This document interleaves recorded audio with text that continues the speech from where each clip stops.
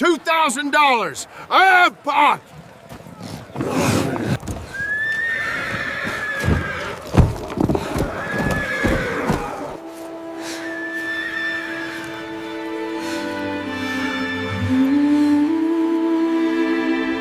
He went to hunt his quarry, instead with the Apache woman he couldn't leave behind. The gratitude of a dying Dine, Navajo woman, Ayana's kin, turned into a life-changing offer. You want to know what he gave in return? Stay tuned to this video and hit that subscribe button for more unforgettable stories. Let's start. The sun in the New Mexico territory beat down with a punishing heat that seemed to strip the very life from the earth. Dust Devil Gulch, a mining town aptly named, was a wretched scar upon the landscape, smelling of sulfur, cheap whiskey, and despair. The air was so thick with red alkali dust that every breath felt like grinding stones in my lungs, and the glare off the corrugated iron shacks was enough to blind a man. I'd tracked my quarry, an embezzling former railway clerk, for 3 days, finally cornering him in the back room of the Last Chance Saloon. My saddlebag was a little heavier, my conscience a little lighter, but the job was done, and I was about to ride out, eager to put the stench of that dead-end town behind me. I knew the look of despair. It was the same one I'd carried for years since they stripped my badge. But the look on her face, that was something new, something that clawed at the last sliver of decency I thought I'd lost. I was tying off my supplies on Old Vengeance, my bay mare, when the noise started a ragged, ugly roar, not the usual drunken Friday night kind. It was the sound of a pack of animals sensing weakness, and it was coming from the center of the gulch, right next to the assay office. My first instinct was to ignore it. A bounty hunter doesn't get involved in local squabbles. It's bad for business, and worse for longevity. My past, the one that cost me my marshal's star and my good name, was a ghost I didn't want to confront, not here, not now. But the sheer volume and the venom in the shouts, "Witch, heathen, get her up on the crate," drew me in like a moth to a kerosene lamp. When I reached the crowd, pushing my way through the grimy, sun-baked bodies, the sight hit me with the force of a mule kick. She stood atop an old shipping crate, her hands tied tight behind her back, her posture rigid, yet trembling like a trapped bird. She wasn't some fallen woman or saloon girl. She was Ayana, a Navajo woman, maybe 20 summers old. Her traditional dress, once vibrant and complexly woven, was torn and smeared with dirt and what looked like a dark, sticky residue. Her obsidian hair, usually a symbol of her people's strength, was tangled and loose, framing a face that was exquisite despite the fear and exhaustion etched into it. The heat was a physical presence, a tangible blanket of dry, searing air that made the sweat on my brow instantly turn to salt. The sun beat down on her bare head, but it wasn't the heat that made her tremble. It was the men surrounding her. Leading the charge was a man named Silas Grubb, the foreman of the biggest copper mine in the Gulch, a pig of a man with eyes too close together and a reputation for cruelty as wide as the territory itself. He held a makeshift gavel, banging it against the side of the wooden crate like a carnival barker selling snake oil. "All right, gentlemen," Grubb bellowed, his voice thick with cheap whiskey and malice. "We got ourselves a problem solver here. The little heathen witch put a hex on the main vein, caused the cave-in that took 3 good men. Now the widow O'Malley wants her paid back for the loss of her man, and the only way to pay is in goods." A chorus of ugly cheers and whistles erupted.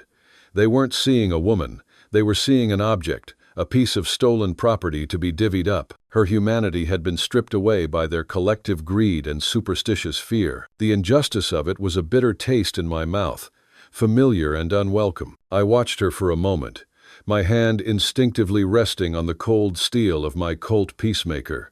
Her eyes dark, deep pools of silent defiance swept across the crowd. When they finally found mine, they didn't hold the desperate plea of a victim. They held a stark, raw terror, yes, but also a flicker of profound, utter defeat.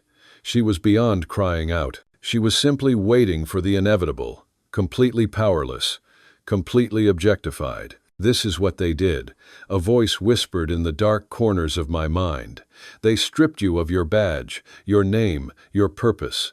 Now they're doing it to her. We start the bidding at $50, Grubb yelled, spit flying from his lips.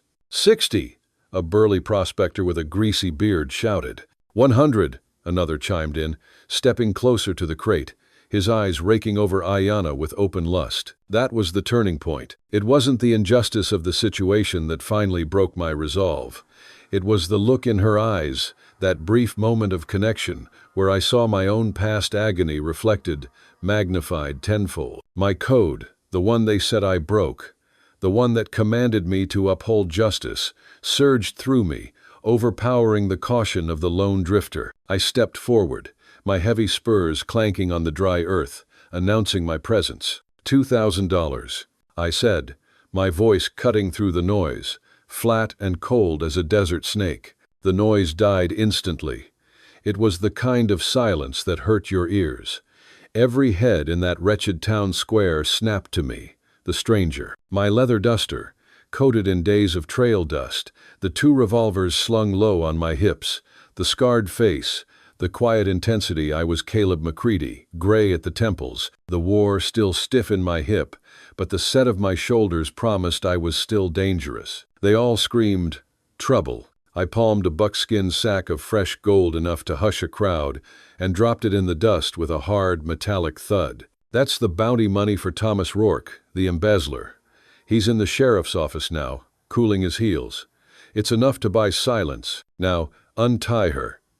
My voice was low, steady, a warning, not a request. The sheriff, a portly, yellow-bellied man named Barnes, suddenly appeared at the edge of the crowd, adjusting his badge nervously. He saw the gold, saw the dangerous calm in my stance, and his already pale face went whiter. "Now hold on, Caleb McCready," Barnes stammered, recognizing me from the bounty posters. "You got no right to interfere. This woman is being held for public safety." "Public safety," I echoed, my eyes locked on his. "Or public profit." The tension was a tight wire, vibrating between us. Grubb and a few of his more courageous thugs started to move. But the rest of the mob hesitated, looking at my guns, looking at the notorious reputation of Caleb the Ridge McCready. They knew I didn't miss. "You're leaving with her, McCready, and I'm bringing you in for obstruction and kidnapping." Barnes finally managed to spit out, trying to sound official. "I ain't kidnapping anyone, Sheriff.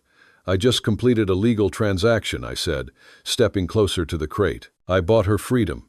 The way I see it, I just saved your corrupt hide from a territorial murder charge.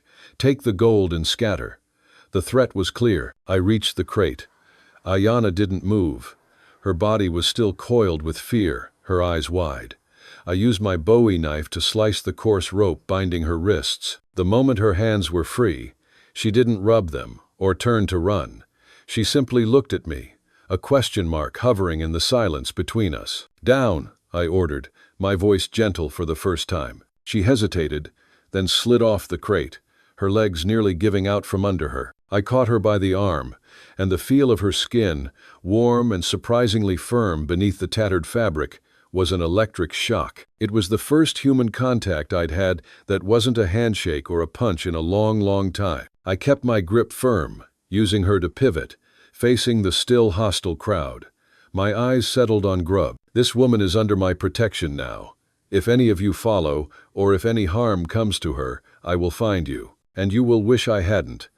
The threat was delivered without heat, which made it all the more terrifying. Without another word, I pulled Ayanna through the stunned crowd, past the whimpering sheriff, towards the north end of town where I'd left vengeance. She moved with a silent, almost spectral grace, not resisting, simply placing her trust in the man who had bought her life with a bag of gold and a deadly promise. The silence behind us was the only sound, a testament to the fear my reputation still inspired. My heart was pounding not from the adrenaline of the fight, but from the sudden, terrifying weight of the responsibility I had just taken on. My lonely road had just split in two. I had just traded a bag of gold for a moral debt I knew I could never fully repay. I had intervened not for profit, but because a man still needs his honor, even when it's nothing but a memory. If you enjoy the story, hit that subscribe button right away. And if you don't, Then just hit the like button anyway to keep more Wild West love stories coming. The ride out of Dust Devil Gulch was the longest 10 minutes of my life. I kept Ayanna close to me, her slight weight, a burning presence against my side as we galloped north. The air didn't cool. It only grew heavier with the unspoken question of where in God's name I was taking her. My cabin, a dilapidated structure I'd claimed on a ridge about an hour out, was my sanctuary, a place where the weight of my failure as a lawman and the curse of my bounty hunter life could be momentarily forgotten. Now, it was a prison for two. When we finally reached the cabin, the sun was a dying cinder on the horizon, painting the dry hills in shades of bruised purple and blood orange.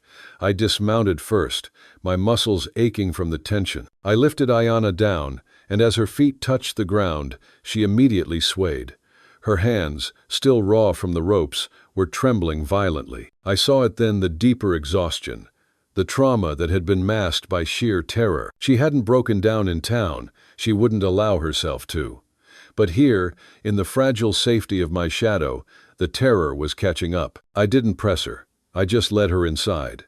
The cabin was a single room, smelling of wood smoke, old leather, and a lifetime of solitude. Not much, but it was dry and had a functioning fireplace. I got a fire going, the warm light chasing away the gloom. I poured the last of my good whiskey into a chipped tin cup and pushed it toward her on the small, scarred table. She looked at it, then at me, her eyes unblinking. "Drink," I managed, my voice rough, for the shock. She ignored the whiskey, but she didn't ignore the well I'd brought the water from. She walked to the bucket, poured water into a bowl, and began methodically washing the grime and dust from her face and hand. Every movement was careful, precise, as if her body was running on muscle memory alone. She was wounded, fragile, but beneath that, a core of steel was visible. It was then I noticed the blood, not the dried mud on her clothes, but the dark, sticky stain on her lower leg. I knelt down, a single-track mind focused on the immediate problem. "You're hurt," I stated, more to myself than to her. She flinched when I touched the hem of her dress, but didn't pull away. I gently lifted the fabric. It was a gash, deep and ragged, probably sustained during her escape before I found her. I had basic supplies, clean rags, some antiseptic I'd gotten from a frontier doctor, but my hands were clumsy. I was a man of violence, not healing. "I need to clean this," I told her. She took the rag from my hand, dipped it in the water, and with a swift intake of breath, began to clean the wound herself. She never made a sound. When she was done, she looked at the supplies, then back at me, a silent request. I handed her the antiseptic. As she worked, I watched. The way her long, slender fingers moved, the way she concentrated on the task, it was more than just patching a wound. It was a ritual. There was a quiet dignity to her labor, a kind of knowledge that seemed innate. "You're a healer," I said, the realization hitting me.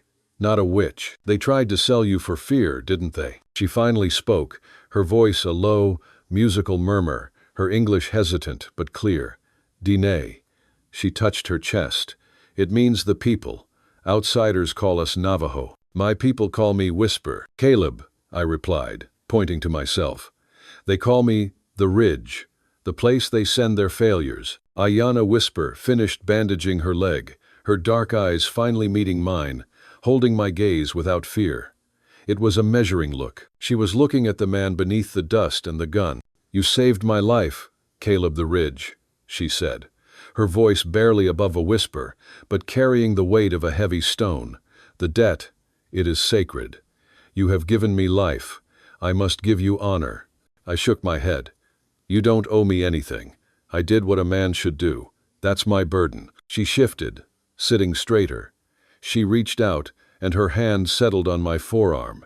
The contact was utterly sincere. "No," she insisted, her eyes blazing with a fervor I hadn't expected. "You have lost your name." I saw the look, the one that says you carry a wound no medicine can touch. "My people do not trade life for gold. We trade it for a life, a gift for a gift. My sister is strong. She has the fire for this land. She is perfect for you. I offer her to restore your honor." I stood up abruptly. The simple, raw sincerity of her proposal, a trade of life for life, a life to restore honor, was staggering. I was a man, around 50 to 55 years old, running on fumes, but she was offering me redemption. "Whisper, I can't," I said. "I'm a man running from his past. I can't tie her to this life." "You are a man of honor," she countered, her voice quiet but unyielding. "You stood when the others only wanted to take. Now, let me pay a price for your soul." I stopped pacing and knelt before her. "I appreciate the honor, Whisper, but I can't take your sister. I need your help to clear my name. They stripped my badge because they said I was corrupt. I need to prove them wrong. Help me find the evidence. I promise you this. I will protect you and your people until my last breath. That is my promise of honor." She looked at me for a long moment, a slow, understanding smile spreading across her face. "You refuse the gift, but you accept the burden," she said, nodding. "This is better. A man must choose his own path to honor. I will help you. My oath is your sacrifice. I will give you back your name." The deal was struck. We were two outcasts, bound by a shared quest for justice. The fight to save her body had ended. The long, brutal fight to save my soul had just begun. If you like Wild West love stories or Wild West stories, drop a bunch of 1 second and your place in the comments for the Wild West Love channel. Tell me where you're listening from so I don't feel so alone out here. The quiet truce we'd struck didn't last long. Sheriff Barnes, spurred on by the avarice of Silas Grubb, and the mine owner, a Boston banker named Mr. Harrison, wasted no time. My cabin, my supposed sanctuary, was compromised within 48 hours. I was outside, tending to vengeance, checking her shoes and saddle for the inevitable quick departure, when I heard the distant, muffled drum of horses' hooves. Too many riders for a single posse. They weren't just looking for an escaped witch.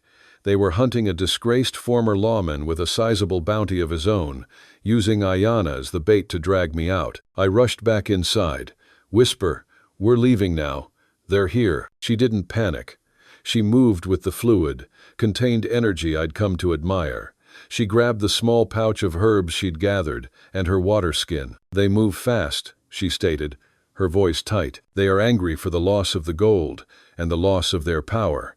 They will kill me. They'll have to get through me first," I growled, strapping on my gun belt. We rode hard, due west, plunging into the more treacherous parts of the territory, the jagged, sun-baked ridges and the labyrinthine canyons. I knew the desert, but Ayanna was the desert. She rode silently, guiding vengeance with subtle shifts of her body, pointing out trails I hadn't even noticed, reading the land like a book written in dust and shadow. Our flight was a relentless, soul-crushing test of endurance. We rode by day under the merciless sun, and by night, the air dropping into a numbing cold. I was tired, my body screaming from the old wounds that always flared up under stress, a lingering ache from a Civil War bullet in my hip, the constant, dull throb of a broken rib that never quite healed right. I was an old man, around 50 to 55 years old, bruised by life, but the need to protect her was an iron rod in my back. One evening, after 4 days of hard riding, we found a small, hidden cave in a canyon wall. I was exhausted, collapsing onto the cool, dusty floor. "I need to rest for an hour," I admitted, my voice hoarse. "My shoulder." Ayanna immediately moved to my side. Her demeanor shifted from the silent fugitive to the dedicated healer. She pressed her hands gently on my shoulder, applying a dark green salve. The knot of pain began to ease. "Your medicine is good, Whisper," I muttered, leaning back against the rock wall. She sat beside me, the firelight catching her face. "The sickness is not always in the body, Caleb. Sometimes it is in the spirit. Your wound is old, but your spirit is new. A man who fights for honor, not for gold. They call you a witch," I whispered. "For this? For healing?" She looked away, toward the cave entrance, her jaw tightening. "It is not about healing, Caleb. It is about what I stole." I sat up, suddenly fully awake. "What? What did you steal?" She reached into the neckline of her dress, pulling out a small, rolled-up piece of deer hide, secured by a thread of sinew. It was brittle with age. They did not put me up for auction because I put a hex on the mine, she confessed, her eyes meeting mine, raw with the weight of the secret. That was the lie Grubb and the sheriff used. They put me up for auction because they wanted to break me. They want the sacred gold mine. I felt a chill. The sacred gold mine. It was a legend, a vein of gold, rumored to be so rich it could rival the Comstock lode. This, she said, carefully unrolling the hide, revealing a complex map. This is the map. My grandfather, the last keeper, gave it to me. He made me promise to hide it forever. She paused, taking a ragged breath. Harrison, the mine owner, he is a serpent. He knows the gold lies under the land our people consider sacred. When I refused to tell them, they dragged me to Dust Devil Gulch, hoping to use the greed of the white man to objectify me, to humiliate me, to force me to speak. The full scope of the conspiracy hit me. My initial act of chivalry had plunged me into a high-stakes conflict. I was standing between two worlds, the brutal, rapacious world of the white man and the ancient, spiritual world of the Dene. I looked at the map, then at her. You ran. You chose the desert over betraying your people. That is honor, whisper. The map is the burden I carry, Caleb. The gold will destroy my people. I ran to bury it forever. Now, you are running with me. You have accepted the burden of my sacrifice. I took her hand. The deal is still on, whisper. You help me clear my name, and I will help you bury this gold and keep your people safe.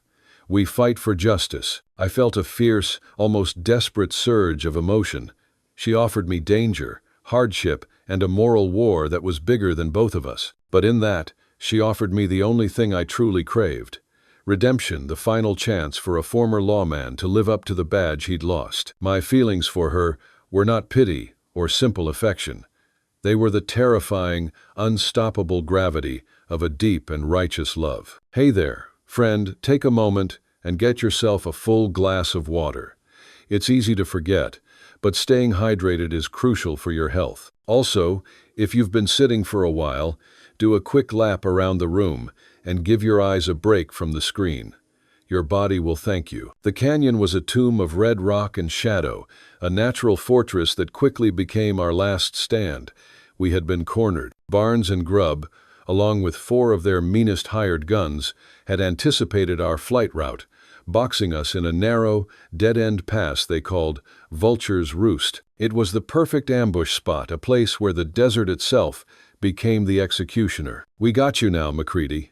Grubb's voice echoed off the canyon walls, thick with triumph. Throw the girl out. Give us the map. She's not going anywhere, I roared back. I pushed Ayanna behind a stack of loose boulders, drawing my Winchester. My blood was up, but my old body, around 50 to 55 years old, was failing. My blood was up, but my old body reminded me with a hitch in the hip and a slow draw. I'd learned to trade speed for steadiness years ago, one breath, one squeeze, one shot. The old bullet wound in my hip felt like a white-hot poker. Ayanna grabbed my arm. Caleb, you can't fight them all. Go. My sacrifice is made. No sacrifice is needed. Whisper. I spat, pulling the lever on the Winchester. My honor is tied to yours. I choose this fight. And then the world exploded. A volley of shots tore into the rocks around us. I returned fire, aiming for the flash of a rifle barrel. I managed to take down one of the hired guns, a lucky shot. But in the next moment, a bullet struck the rock right beside me, ricocheting and slamming into my left side, just below the ribs. The pain was instant, blinding, and absolute. It drove the air from my lungs and sent me staggering back against the canyon wall. My rifle clattered uselessly onto the ground. I sank to my knees, struggling to draw a single breath. Caleb, Ayanna cried out, a sound of pure terror and anguish. Grubb and Barnes saw their chance. They charged forward, roaring. I tried to raise my Colt, but my arm felt like lead. I was staring down the barrel of a shotgun, and the only thing I saw was the final, pathetic failure of my life. In that fraction of a second, Ayanna moved. She threw herself in front of me, her body shielding mine. No, I yelled. a sound torn from my very core. Before Grubb could pull the trigger, one of his own men, confused by her sudden movement, fired, and the bullet struck Ayanna in the shoulder. She gasped, a broken, heart-wrenching sound, and collapsed against me. The sight of her blood, my only hope, my only piece of justice, ignited a primal, killing rage in me. The pain vanished. The decades of exhaustion and failure dissolved. The sight of her blood lit a fuse in me. The pain fell away. I rose and shot like the man they had tried to bury. When the smoke cleared, the only truth left was raw and simple. I love you, Ayanna. You are my justice. You are my redemption. Oh! I shoved her gently behind the largest boulder, pulling her sacred map from her hand, tucking it inside my own shirt. Then, fueled by an unnatural strength, I lunged for my fallen rifle. The years had slowed his step but honed his aim. He braced the rifle tight against the canyon wall, let the pain in his side fade to background noise, and waited for the flash of a muzzle before squeezing the trigger. I rose to my feet, a phantom of the man they had hunted, and fired with a cold, terrifying precision. Grubb went down first, a bullet taking him clean in the center of his chest. Then the man who shot Ayanna, Sheriff Barnes. A coward at heart, I realized. Seeing the sudden, terrifying change in me, the ghost of the ruthless marshal he had tried to destroy turned tail and ran, scrambling back up the canyon like a frightened coyote. The silence that followed was deafening, broken only by the ragged sound of my own breathing and the soft, shallow gasps of Ayanna. I stumbled back to her, collapsing beside her, ignoring the slick, warm blood blossoming across my own side. She was pale, her breathing shallow, but her dark eyes were open, fixed on my face. "The map," she whispered. "Safe," I rasped, pressing a hand to her wound. "You're going to be all right," whisper. "You have to be." I tore strips from my own shirt, working desperately to bind her wound. "I am a healer, Caleb," she murmured. "Now, I heal you." Despite her own pain, she reached for her small herb pouch, crushing a brown root and mixing it with water. She pressed the paste to her own wound, then to mine. The pain didn't disappear, but the unbearable fire eased to a dull ache. I looked down at her, and in that desolate, final place, the words finally broke free. "I love you, Ayanna," I confessed, the words raw and unexpected. "You are my justice. You are my redemption." Tears streamed from my eyes, the first tears I'd shed in years. They were not tears of sorrow, but of surrender, the surrender of a hardened man to a pure, noble love. Ayanna raised a shaky hand, cupping my cheek. "You are my protector, Caleb, my warrior. We will find justice." She had not only saved my life by taking the shot meant for me, she had saved my soul by forcing me to admit the truth.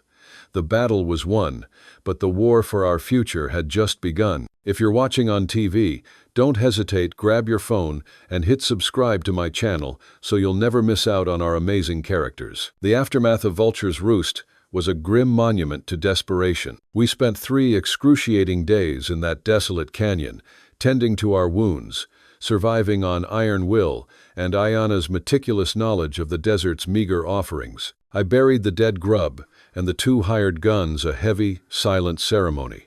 We knew the fight wasn't over. My love for Ayanna had become the very air I breathed, a quiet, fierce, all-consuming devotion that demanded sacrifice and justice. Protecting her was now my sole, sacred duty. Our plan was reckless. We had to use the sacred map, the very thing Ayanna swore to protect, as bait, to draw out Harrison and force a confession. We rode toward Santa Fe.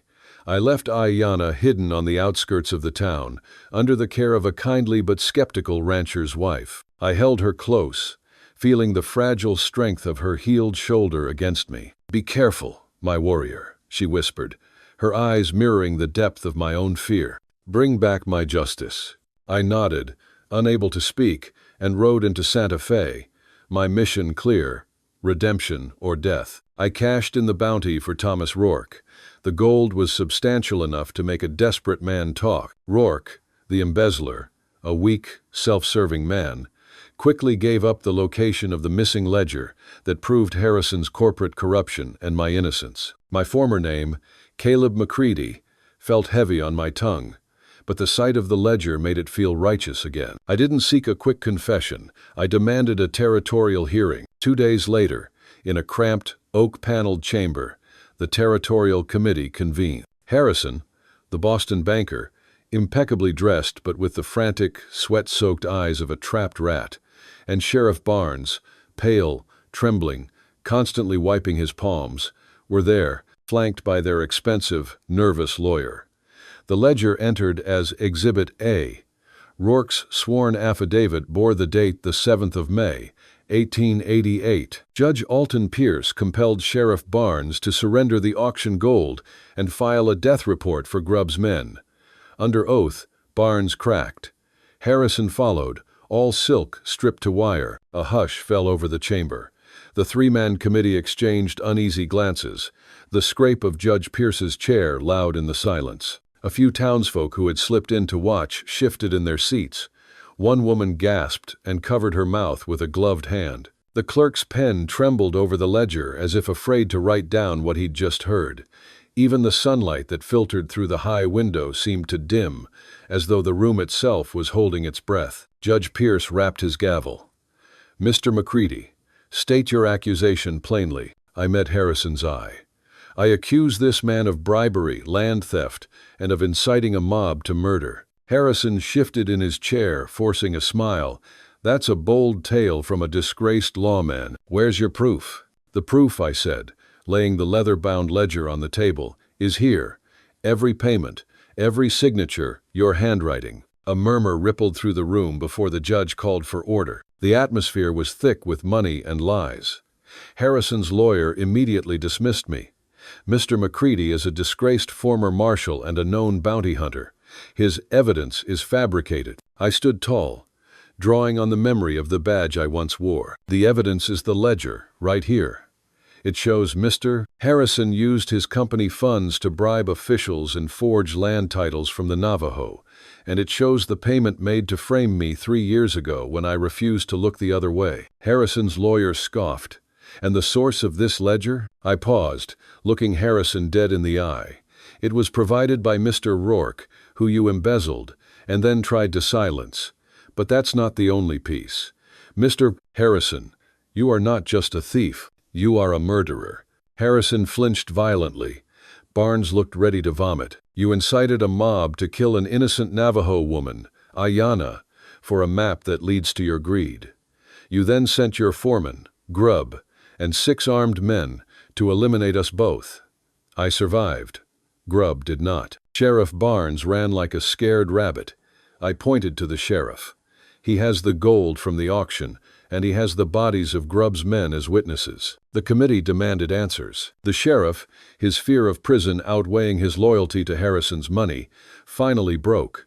He confessed to the cover-up and the illegal sale of Ayanna. Harrison, seeing his corporate empire and his freedom vanish, sank into his chair. His mask of respectability finally shattered. His utter greed laid bare. The committee's ruling was swift. Harrison faced federal charges. Barnes was stripped of his badge and arrested. My name, Caleb McCready, was officially and legally exonerated. The last of my past was wiped clean. I rode back to the ranch, the weight of the ridge finally gone. Ayanna was waiting. "Justice is done, Whisper," I said, dismounting. "Your enemies are ruined. My name is clear." "And the map?" she asked, her eyes searching mine. I reached into my saddlebag and pulled out the old hide. "It's yours. To bury, to burn, to do with as you see fit." I looked at her, my Wild West love story. I saw the truth in her eyes. She was a healer, a protector of her people, bound to the vast, spiritual lands of the Dene. To cage her would be wrong. I handed her the map. "You are free, Ayanna. Free to return to your people, free to lead, free to heal." Her eyes filled with tears, not of sorrow, but of profound understanding. "And you, Caleb?" I smiled. A genuine, easy smile that felt foreign on my scarred face. "I am a man who needs a purpose. Your people need a protector who knows the law and knows the wild. I have a new mission. I mounted vengeance." "So," she said, finally smiling, "the old marshal rides again, But this time, he rides for the DNA. This time, I agreed. Tipping my hat, I ride for justice, and the woman who taught me what honor truly means. I didn't ask her to follow. She had her path of duty, and I had found mine. Our cowboy love stories would not end in a final wedding. I turned vengeance toward the vast, unexplored, untamed Western territories, my heart light. Ayanna, the beautiful woman who had saved my soul, didn't hesitate. She mounted her own horse, turning not back toward the town, but toward the endless mountains. I saw her silhouette against the rising sun, a final, beautiful image of freedom. Our eyes met one last time, a shared promise of future journeys, adventures, and brief, necessary reunions under the watchful, indifferent sky. We rode out, two shadows separating, yet somehow fundamentally connected, the trail wide open, the horizon promising endless healing and adventure, the greatest Wild West love story of all. Today's story is about pains that seemed to have no way out until a small ray of light changed everything. Do you believe that, even in the darkest times, there's always a miracle waiting at the end of the road? And if deep down you still believe that God is watching over you, quietly arranging everything, then right now, leave a comment AMEN below this video. Because who knows, at the very moment you write it, a blessing may quietly find its way into your life.